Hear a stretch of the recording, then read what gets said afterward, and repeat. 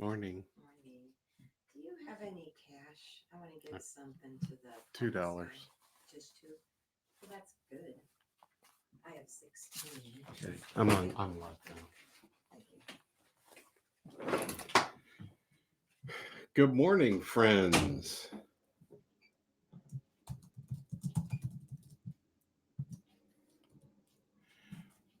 Welcome. Let's just check everything here. Welcome to the Wednesday live stream for Dulcimer Crossing. Today we're talking about play. This is a question that came from a subscriber, playing dulcimers for singing. What happens when you're in the situation, and this happens to us at different times, where people say, well, can you play something? Can you lead us? We want to sing, and you play an instrument, so why not? Can't you do that? And sometimes that strikes the fear. No sound. Okay, thanks. Okay.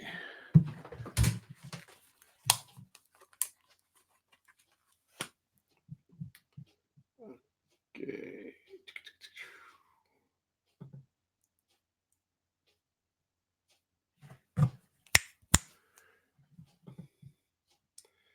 Okay, it says we have sound heading out.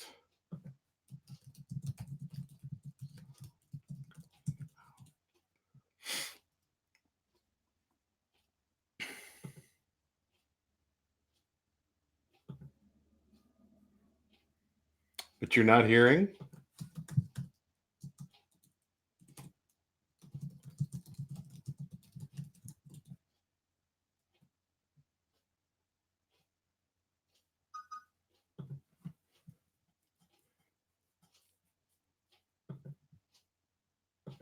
Stream health, graphics, Q&A polls, chat.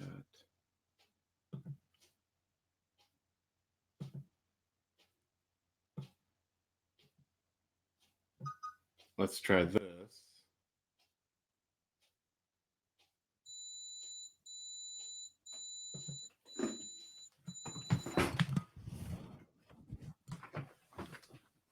Any better?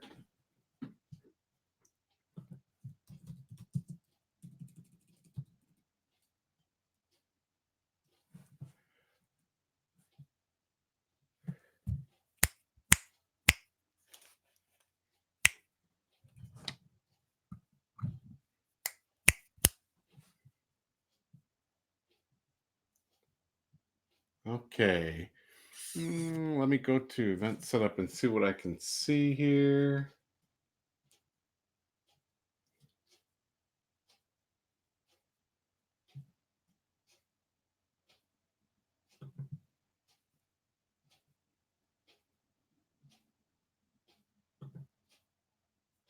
No sound, Katie. Okay.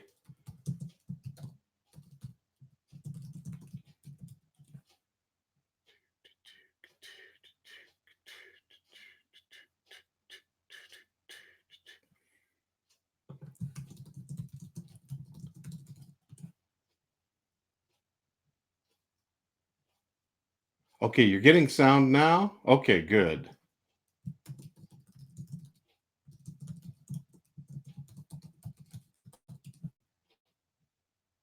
All right. That's not helping me. Now, one of the things that I have figured out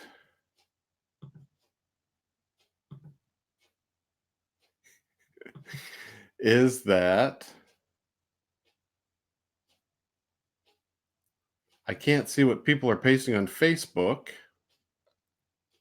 And last time, okay, very good. Excellent. Yay. Today we want to talk about playing dulcimers for singing. I have one other thing to try to get to. Dulcimer Crossing. Trying to keep the Facebook page open here because last time, here we go. People were asking questions on the Facebook feed and I didn't see them. Okay, so now I can see them there and I can see you here. Okay, playing dulcimers for singing. This is something that happens to us. We are in a group and people say, "Well, you can play an instrument. Can you play for us to sing?" And does this strike fear into your heart or does it sound like a beautiful opportunity that you're excited about?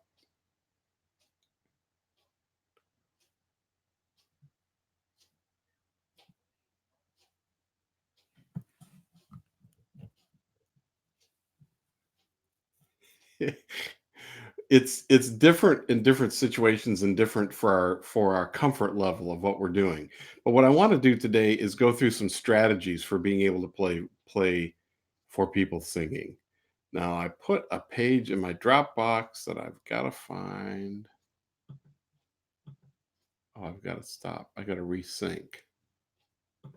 Resume syncing. That's what happened. Okay. Mm. Okay. The first thing is when we're playing, a lot of times we learn music and we play it and we learn the melody. We want to play it for ourselves. But when someone else is wanting to play, to sing along with what we're doing, our melody is not necessarily the most helpful for them. So the first thing that I suggest is make sure that you know the chords of whatever it is you're playing and you know how to play some chords so that you can support what's going on. On Dulcimer Crossing, we have several lessons on chords, and I just want to highlight those for a minute. Let's put you over here. And Dulcimer Crossing.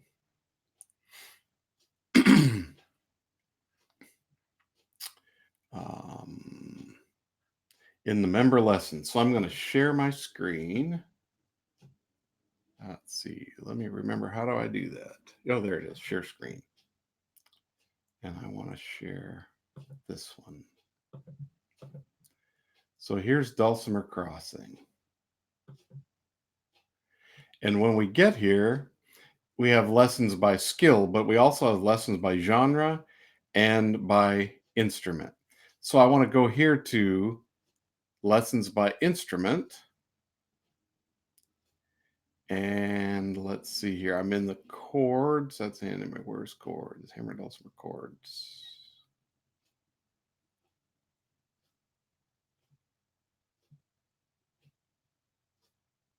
There's extending chords. I don't know why it's not showing up there. Let's go to mountain dulcimer chords because I know they're in here. Chord shapes. This is one where we look at both DAA and DAD chord shapes. And there are a couple of handouts there that are a piece of that.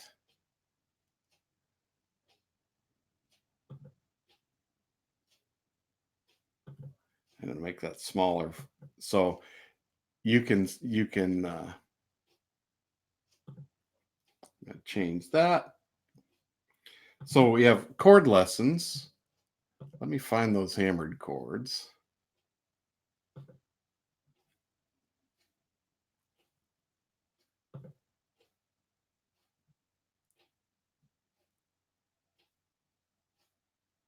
Playing chords. It's under P. That's the thing. Okay.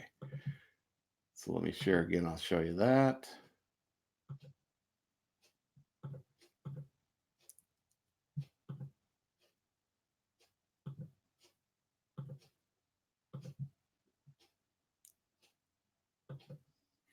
So in the hammering skills, for hammer dulcimer skills, playing chords, we have a bunch of lessons actually for chords, for hammered. So here is Bill Robinson describing the chords that he plays.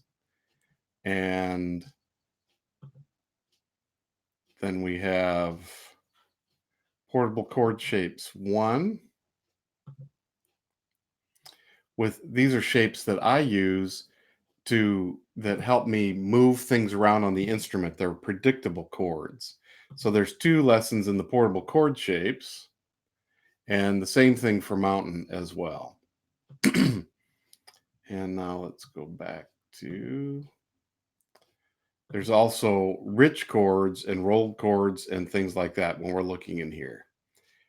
Rich chords 1 and 2 and rolled chords, and then extending chords. There's a lot that's going on for hammer dulcimer. For mountain dulcimer, there are a lot as well. So let me stop sharing the screen. So knowing that last week in our live stream, we talked about hearing and learning tunes by ear and eye.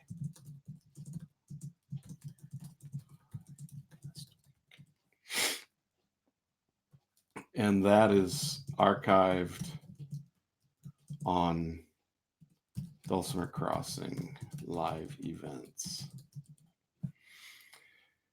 So it's important to know, just to review that for a minute, that typical songs and chords. Now there are songs with more chords than that, but a lot of them just have 3 chords. And in the Western world so I can remove this graphic so we don't have to see that right now. Get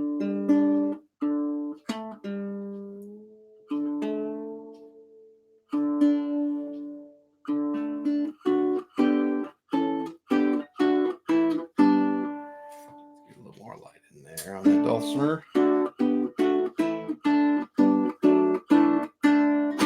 So knowing where my chords are in a way that I can get to very quickly is really a good thing.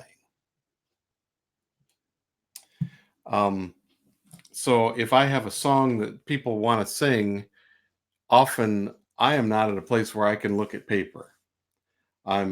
Might be on the back porch, it might be around the dining room table, it might be in the living room, might be around a campfire, but people want to sing. It only takes a spark to get a fire going,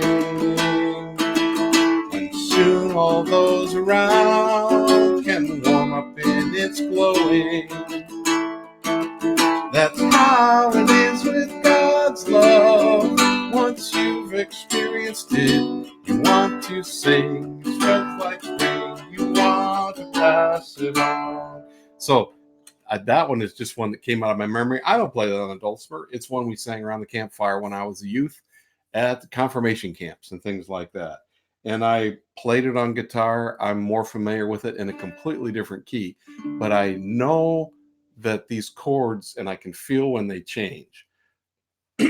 That's because I have familiarity with the music. So the first thing I would say is make sure that you pick a song you know. I have some friends that I met. She was from Australia. He was from England. We played a gig together in Scotland. There you go. And they were telling a story about how somebody came up to them and says, "Can you play anything we know?" And they said, "It's really better if we play things we know. If you're accompanying the singing, you need to play the things you know." So those chord shapes on the mountain dulcimer are gonna be the ones that you practice with.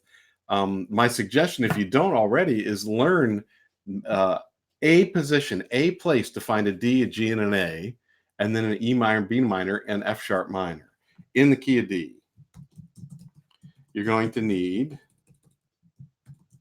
D, G, A, and E minor, or in this order: B minor, E minor, and F sharp minor. Those are the chords that you're going to need for most things that are going to be in D. There are a couple changes for that, but if you know these, you'll be able to play and sing at least in that key. And D tends to be a fairly good alto key because for a lot of songs that start below Do and go up. And that's a whole nother thing in a minute. Now let's turn our attention to the hammer dulcimer, because Doug, you're saying that about, you got the question about the hammer dulcimer. You only got 2 hammers. And what some people do is they roll chords and play them in a quick array. Now that's a D. Here's the D too. It only takes a spark to get a fire going. Now all I'm doing is taking the Utah shape that is familiar to me, and one of those ones that I teach in the hammer dulcimer chord lessons. The Utah shape is like a box but pulled down in the corner, and it's the 1 3 5 8. But I just play the 1 and 5, especially if this is going to be my first time to do it, or if it's low light situation. Da da da da da da da da da da da. And soon all those around can warm up in its glowing. That's how it is with God's love. Once you've experienced it, you want to sing. It's fresh like spring. You want to pass it on. So most of the time, what I'm doing is I only need to know the name of the chord that I'm playing, and that's going to be in the right hand side of what I'm doing. The fifth is beside it, so I'm not trying to confuse myself too much. I'm just paying attention to where the right hand is going.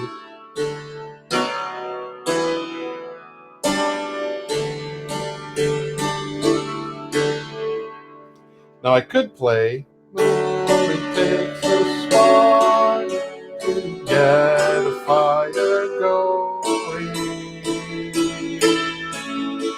And soon all those around. I can play the different parts of the Utah shape. And what I'm trying to do here is play in the timing that's going to be the most helpful. So it's not only where do I play, but when do I play that's important. Now let's see if my Dropbox sync. There it is, playing dulcimer for singing. Here, let me share that with you as well.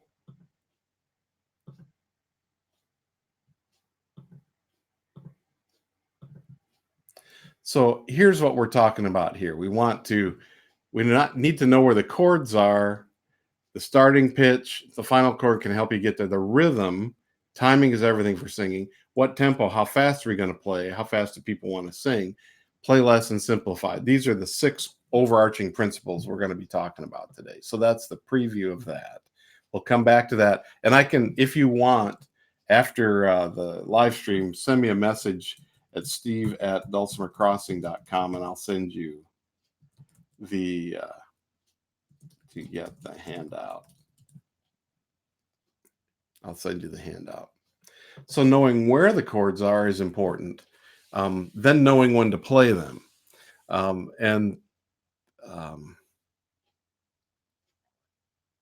Let's hang on to that for a minute, because a lot of times the starting pitch is what I put in next, because sometimes you get the chord ready, but you don't know where the song starts. It's not necessarily on do. Most songs end at home, so that's why I'm suggesting look for the final chord. Happy birthday to you. Okay, that was my finishing note. Happy birthday. That's not my starting note for happy birthday. Happy birthday to you. Happy birthday to you. Happy birthday, happy birthday, happy birthday to you. So knowing my final chord is going to be the better predictor of where we're going to end up, and that'll give me a better idea of how I want to play the song. Then knowing what the starting pitch of the song is, to know, is it the same thing or is it a different thing? Because if it's the same thing, well, it's a lot easier. If it's different, songs tend to start on one of the chord tones.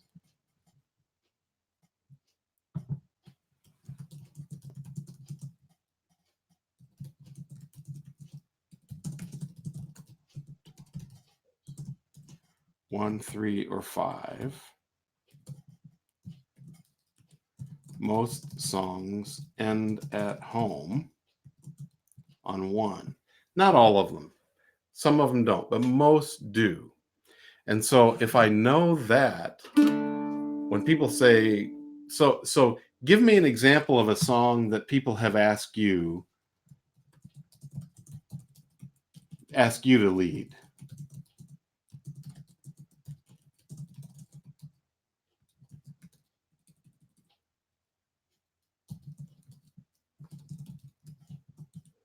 Okay, so it's easy to think of the exceptions then. Good. But what's a song that people have asked you to lead that you've said, I'm not quite sure what to do here?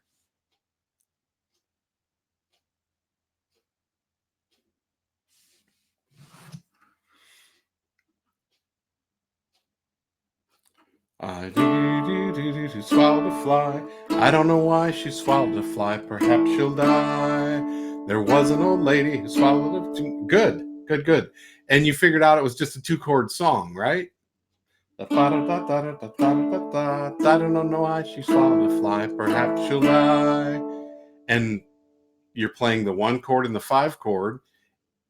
Most often, if you're playing a 2-chord song, it'll be the 1 and the 5. There are some 2-chord songs that are the 1 and the 4. You are my sunshine, my only sunshine. You make me happy when skies are gray. You'll never know, dear, how much I love you.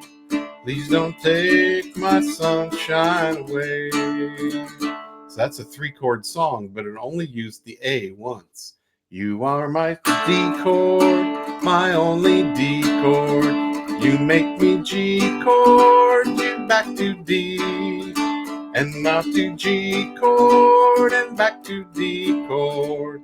Now it's time to play A and go back to D.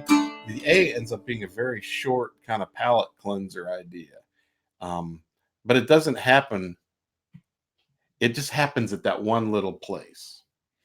So if you can do that and realize where the chords go, you don't have to play all the time. You are my sunshine, my only sunshine. You make me happy when skies are gray. That's right. This is going to be this will be archived for you. You never know, dear, how much I love you. Please don't take my sunshine away. Hello, Peggy, and hello, Stephanie, and hello, Dave. Good to have you all here. So all I have to do is play the chord when it changes and let it ring. On the mountain dulcimer, that was that way. On the hammer dulcimer, this same song. You are my sunshine, my only sunshine. You make me happy when skies are gray. You'll never know, dear, how much I love you. Please don't take my sunshine away. I could do more, but I don't need to. The important thing with accompanying singing is providing the key center so everybody can stay together, and then playing in time so they can stay together. So playing the chord at the beginning, you are my sunshine, my only sunshine. You make me, oh, I did a bass walk. That can let everybody know it's time to move to a new chord. You make me happy when skies are gray. You'll never know, dear, how much I love you. Please don't take my sunshine away. So I'm describing the chord first with just 2 notes. I can play the whole chord and let it ring. I can also play You Are My Sunshine, My Only Sunshine. You make me happy when skies are gray. You never know, dear, how much I love you. Please don't take my sunshine away. So I can do a rhythmic accompaniment that keeps the timing moving. I don't have to, but I can. I know that I said on the sheet, and let me get that back up here so we can see it, that timing is important.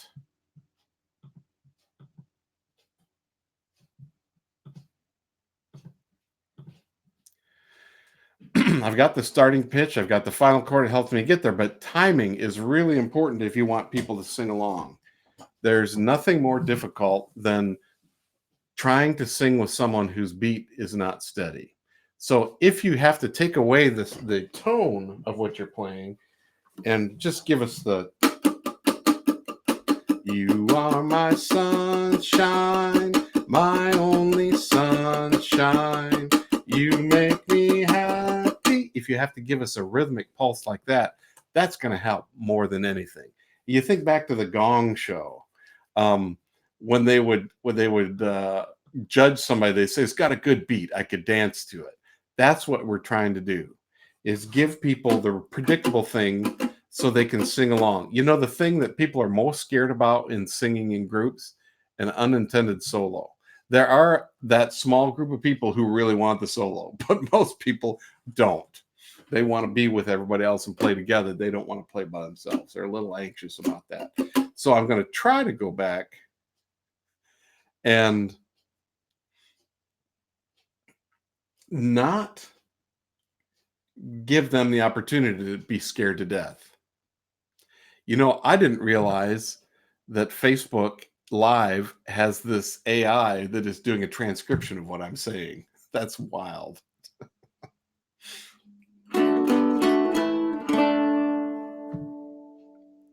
Okay. So, are there any questions right now?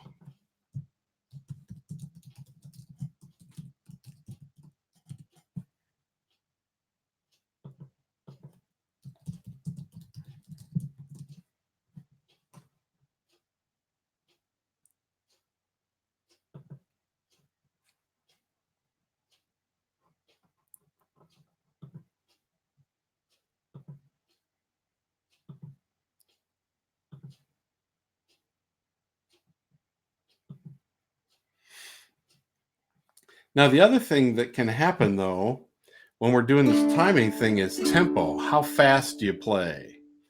Um, there are situations where people need to sing and they have an expectation for how fast the tune is going to go. And if you don't match that expectation, it's going to be difficult for them to do that. One example of where people don't quite get it is bluegrass, because people in the bluegrass music, people feel like it goes fast. They have an impression that this is really going fast. So they'll play some glad morning when this life is over, I fly away to a home on God's celestial shore. I fly away, I fly away, oh glory, I fly away. When I die, hallelujah, by and by, I fly away. And all I'm doing with my right hand now, I'm going to demonstrate what I was doing there. I'm just strumming back and forth.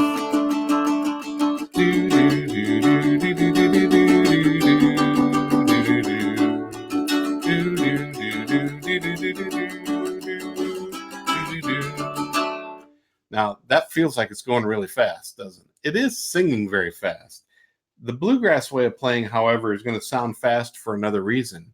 Some glad morning when this life is over, I'll fly away to a home on God's celestial shore. I'll fly away, I'll fly away, oh glory, I'll fly away. When I die, hallelujah, by and by, I fly away. Now that felt fast, but the actual tempo of singing was going slower than the first time. Because in the way bluegrass is played, we're doing a boom chuck, boom chuck, boom chuck, boom. 1, 2, 3, 4, 1, 2, 3, 4. 1, 2, 3, 4, 1, 2, 3, 4, 1, 2, fly away.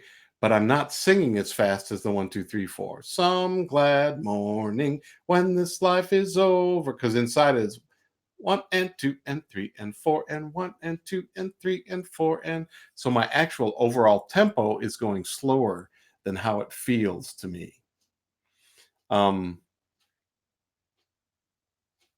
So let me go back to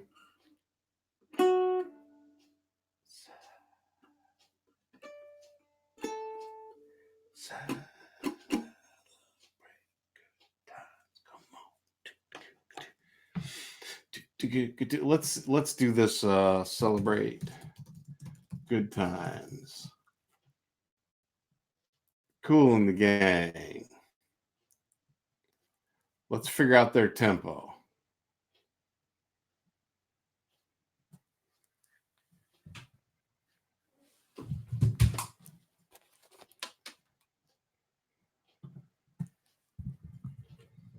Let's do this.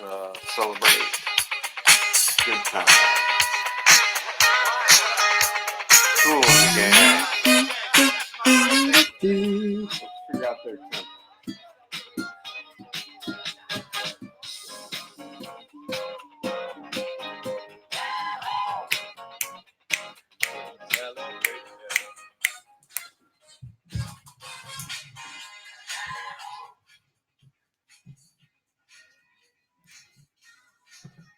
So I'm stopping that so that you can hear where we were. So celebrate good times.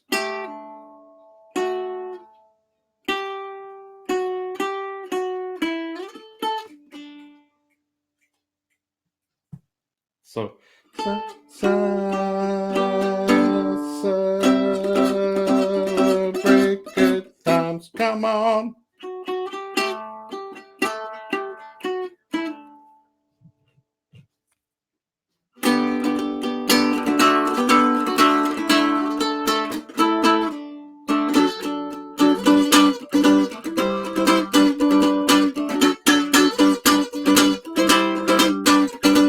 Sell to celebrate good times. Come on. Oh, do.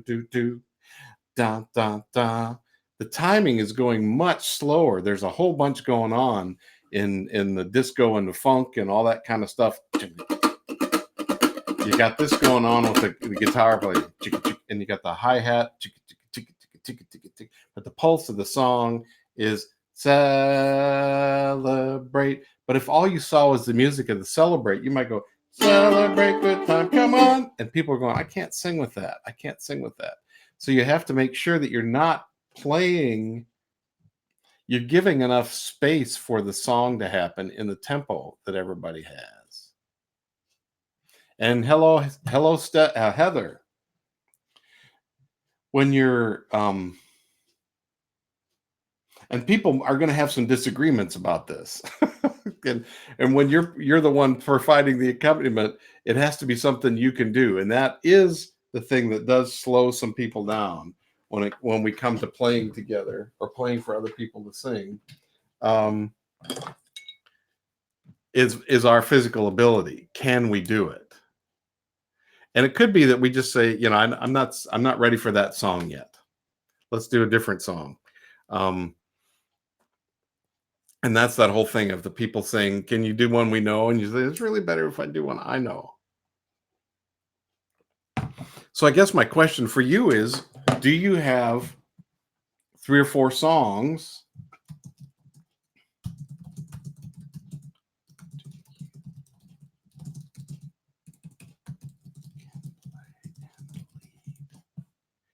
I'm going to type that in over there and over here. What 3 or 4 songs do you have?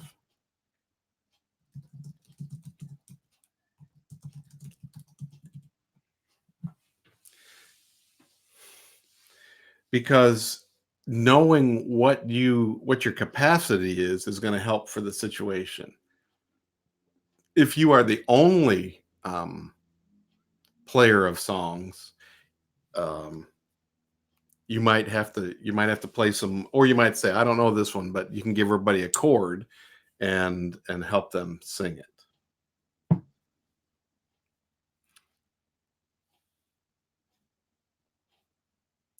The other thing is when you get to the they ask you to play and sing, if your experience is like every other musician I know, your brain goes immediately blank. You know nothing. It doesn't matter how long you've been playing. It doesn't matter that you practiced the song just before you arrived. When they ask your brain, you know nothing. I don't know any music. I know no songs.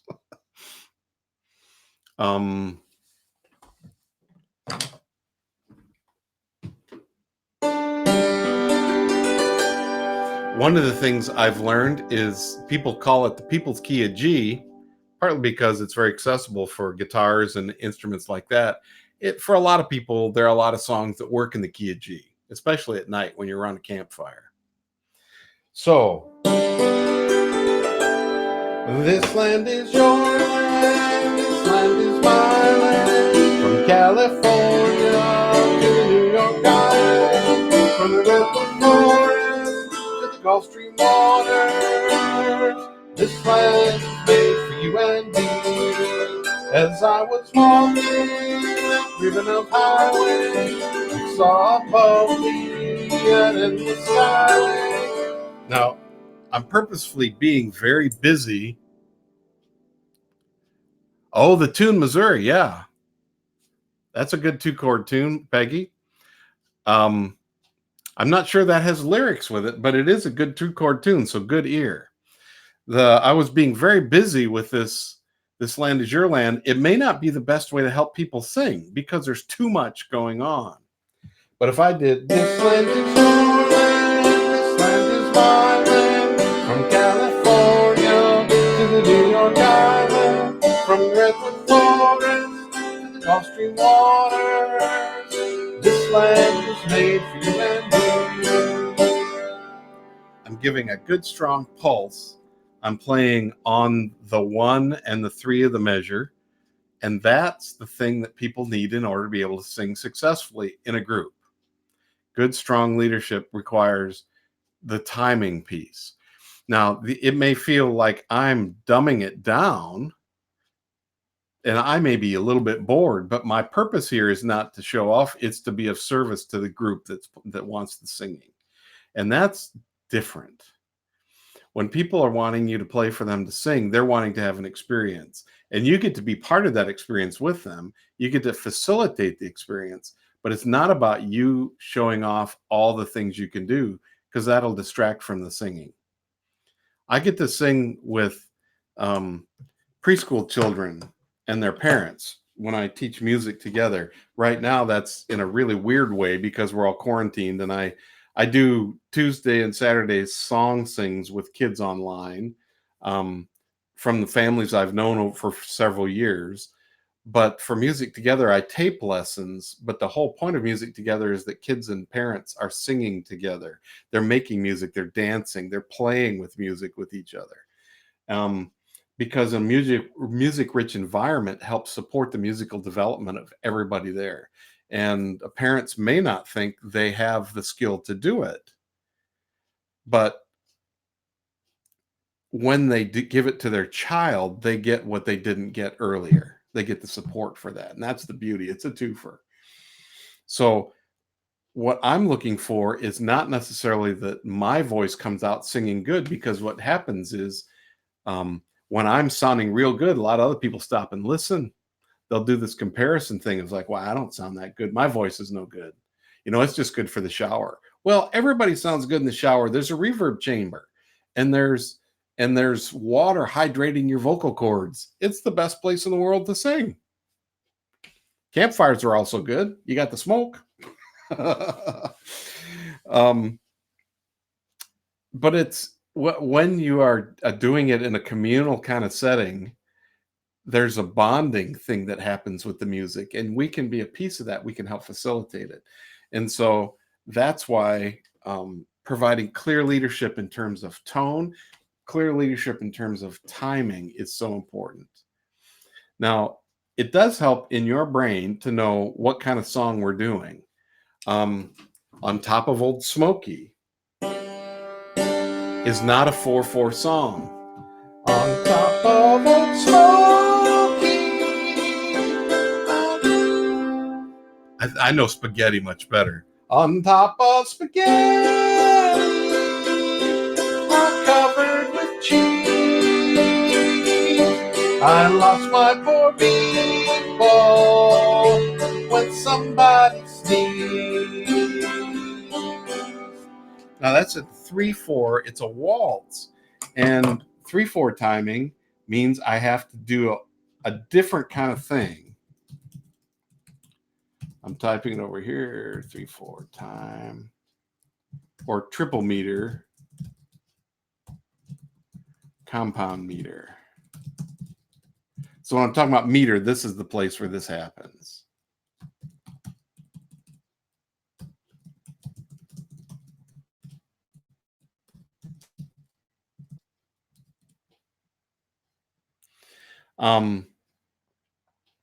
Now, when I start talking about meters, that makes some people nervous, and that's okay. You don't have to be nervous about that. But if you are, that's all right. The whole point is the pa pa. The one is the most important beat. On top of spaghetti. Pa pa pa pa pa pa.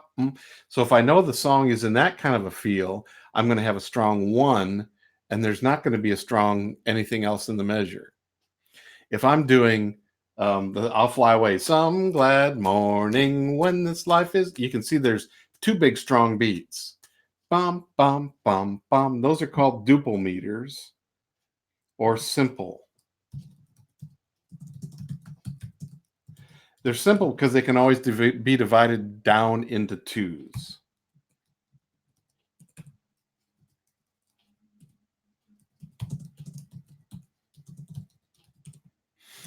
And when you break it down into twos, you're going to have a 1 and 2 and or on 2 and 4. One love, one heart.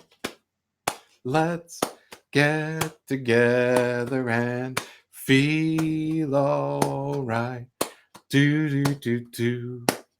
So reggae is really strong on the backbeat, the 2 and the 4. You ain't nothing but a hound dog, crying all the time. 2, 3, 4, 1, 2, 3, 3. So now it's still duple, but it's where am I putting the emphasis? Am I putting it on the backbeat or the front beat?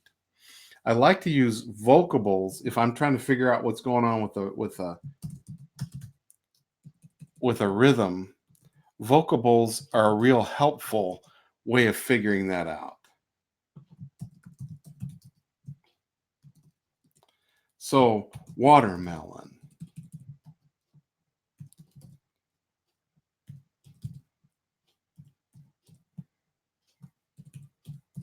Is I say wah on the first first syllable. Watermelon, watermelon, watermelon, watermelon. Good and plenty, good and plenty. When I was a kid, there was always a cartoon at the movies about a kid going with his good and plenty box to be a train. Good and plenty, good and plenty, good and plenty. Watermelon, watermelon, watermelon. It's on the first beat. It's a strong beat, and that's on the one. But if I want to put the backbeat in, I would say mashed potatoes, mashed potatoes, mashed potatoes, mashed potatoes, mashed potatoes. And I'm going to still be in 4/4 time. Mashed potatoes, mashed potatoes. This land is your land. This land is my land. I love watermelon, watermelon. To California. Then down, down, down, down. So both of those can work with the 4/4 timing. When I'm doing the other one, pop pop pop pop pop pop pop pop. I don't know if I actually can think of. I usually do vocables with food. What's a 3-syllable food? Cantaloupe, cantaloupe, cantaloupe. There we go, cantaloupe. Can.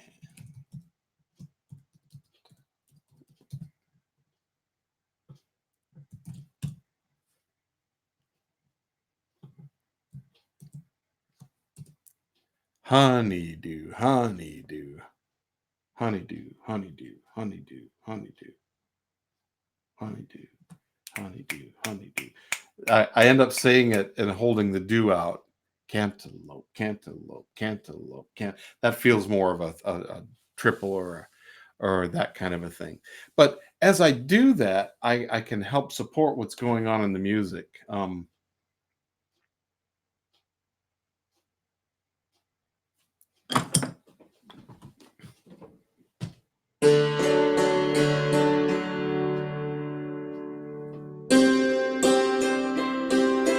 Take me out to the ball game. Take me out with the crowd.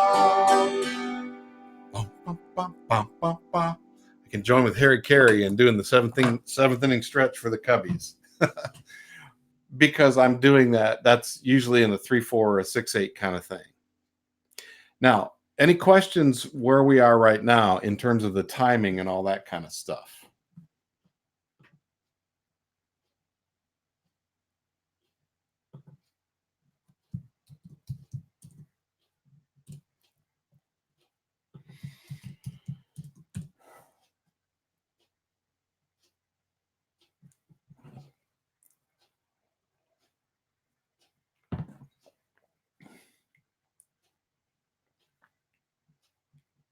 Okay, seeing none, let's go on. I'm going to share my screen again.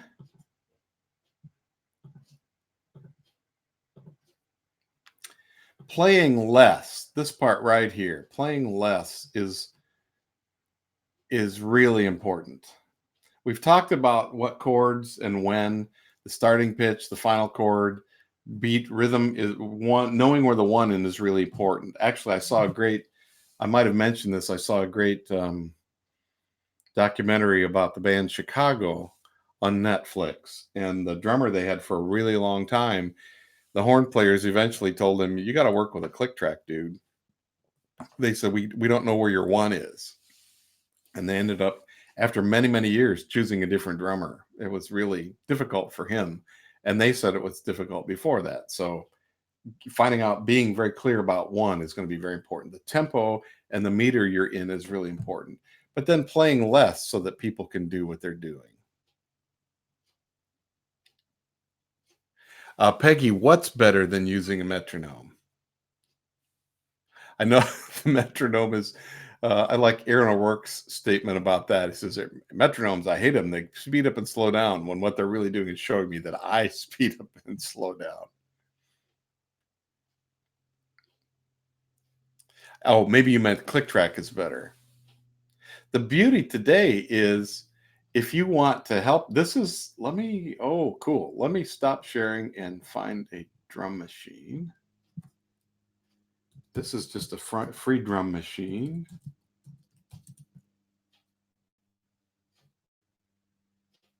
On drum machine. Put it here in the chat.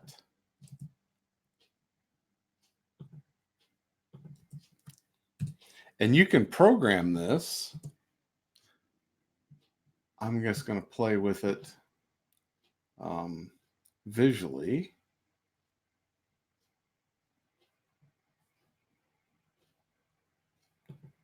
Whoops.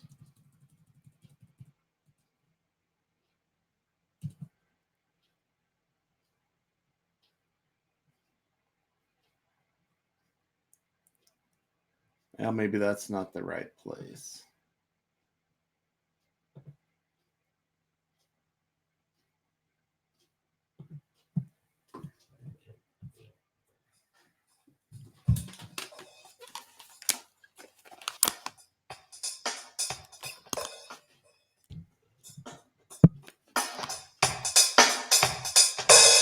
This is really fancy. Now maybe that's not the right place. Let me share my screen so you can see what I'm talking about.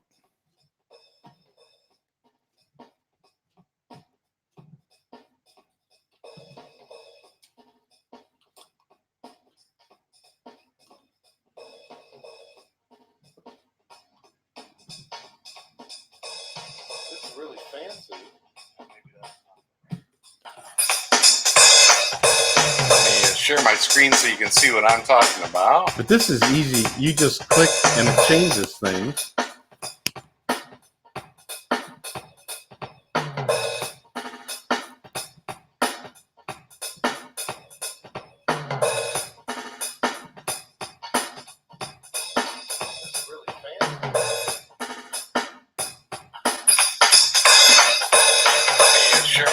I've taken things out of there. And it's got the controls that are like a tape recorder, the stop and the go there.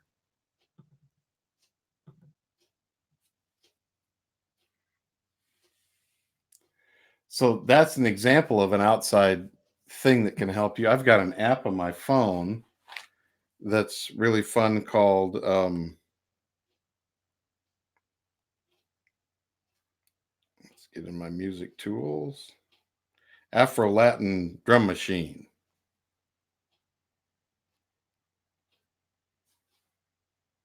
If I turn it up,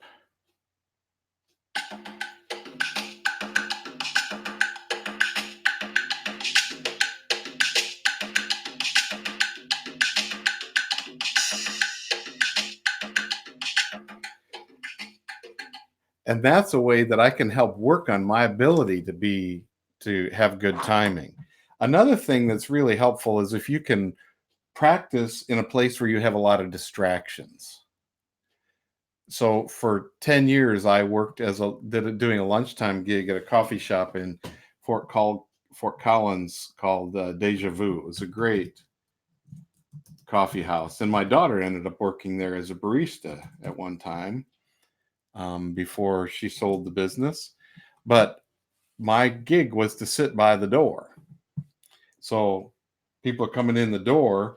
There's the constant jingle of the door, the bell at the top of the door slamming, the temperature of the outside coming in, whether it was hot or cold.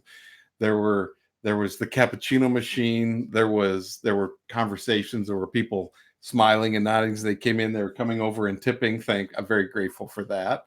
Um, there were just all kinds of distractions, which is perfect for learning how to play with a group of people because people are distracting. We are. That's the way we are. And um, being able to practice in a place where things are distracting is something that can help you as you are working to develop your skills for playing with other people to sing. Sometimes you are not the leader of the singing. Someone else is leading and they want you to support them. So, knowing what you have going on your instrument, knowing how to find pitches and things like that is also useful. And last week's live stream is something that would be very helpful for you for that. And the first one we did on April 1st, talking about capos and changing keys. And those are archived. They're here on Facebook, they're on YouTube. They're also on the Dulcimer Crossing live events page. So if you're a Dulcimer Crossing member, you have access to them all in one spot. But April 1st was capos and key changing.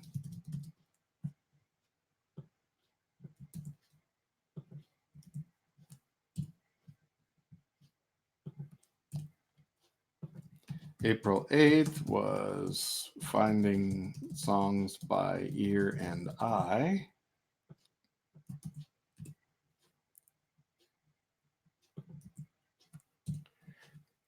And today we're talking about playing for groups. So the final little tip I have, let me share the screen again, is find 3 songs that you can lead and write the relevant info about that song on a 3x5 card that can fit in the case of your instrument. What's the title of it? What key is it in? Just what, if you need to know the chord progression, write that down too. What's the meter of the time signature? If it's the normal and you don't have to write anything, that's fine. But if it's something unusual, it's a waltz or it's a jig or something like that, write that down. What's the starting pitch? Because sometimes you'll forget that. And then maybe the first word of each verse, if that's the thing that can get you started. The reason to do this is like a downloadable memory chip. It's a USB drive that is low tech because, like I said, when it comes around to being your turn or people want you to lead something, if you're like me, you don't know any music when they ask. You knew it before they asked, and after they go to the next person. But when it's your turn, you don't know anything. So this is a way. This works also for just jamming too. I give this advice to people for jams. when you're going to just play music in a jam session, write down on your card 3 songs you can start and stop. And remember, it's your job to start it, it's your job to stop it. If you are leading the song, here the tempo kind of thing, there may be somebody who disagrees with you about the tempo, but if you pick the tune, you get to pick the tempo. It's not, you don't have to let somebody else do it in a way that's not comfortable for you. If you're supporting them, then you better do the tempo they want. That's the trade-off. If you pick the tune, you get to pick the key and the tempo. Somebody else does, you do your best to help them in the place they want to do it. Hey, Ken, welcome here. We're having some fun figuring out how to play music to support people when we're singing. And a lot of us are paper trained. We're used to playing with music notes written next to us so that we can see them. And often the situations in which we're asked to play don't let us do that. We don't have time to go get our music stand and all that kind of stuff. It may be too dark, maybe too windy, maybe too crowded. There's all kinds of conditions. Maybe they want you to sing a lullaby for the baby. You don't have time to go get a bunch of stuff. So it has to be you and your instrument. Well, I don't know if anybody else has any other last thoughts, last questions or thoughts.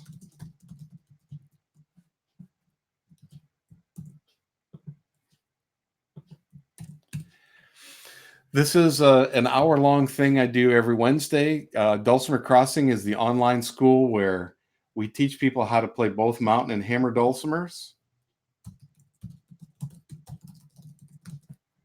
And we have filmed lessons. We do a lot of other kind of things. I want to let you know, in case you don't know, the Berkeley Dulcimer Gathering is moving online. It's a Berkeley Dulcimer Gathering. Excellent, Pete. Thank you.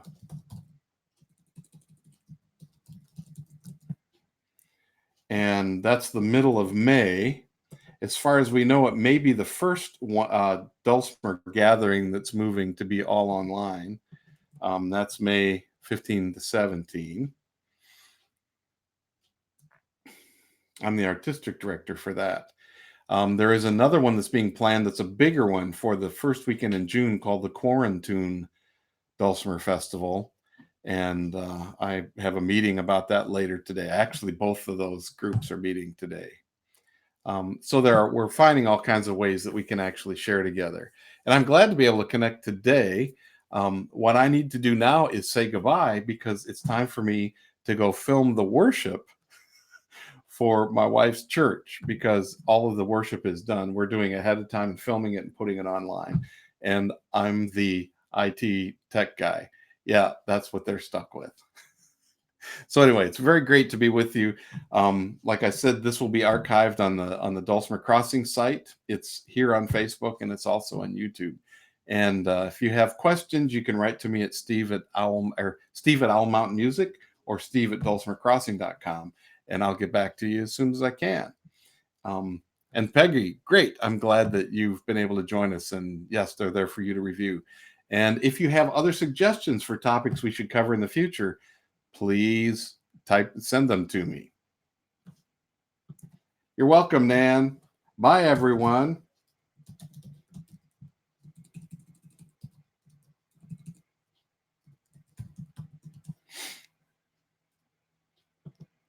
Thanks, Janet.